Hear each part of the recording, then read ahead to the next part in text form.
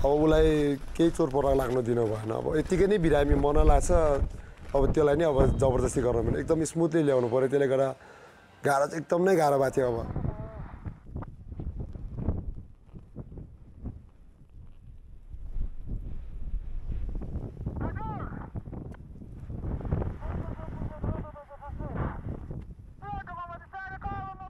बेर्दा चाहिँ एकदम अचेत अवस्थामा होइन बोल्नै नसक्ने त्यो टाइपको थियो Where are you? Huh? This is Ravi now. Oh, I know Ravi. Ah, this is Ravi. Okay.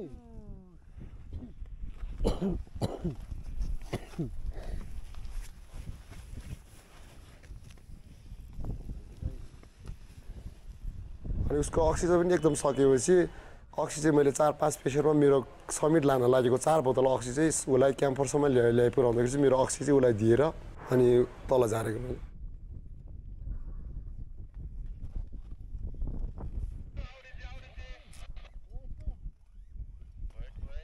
एउटा आफै मैले चाहिँ के सोचेँ भने म आफू नै त्यस्तो अवस्थामा परेको भए कसैले साथी गरिदियो कि गरिदियो भने त म नै खुसी हुन्छ नि त मैले ठ्याक्कै मैले त्यो उसको ठाउँमा बसेर सोचेर अरे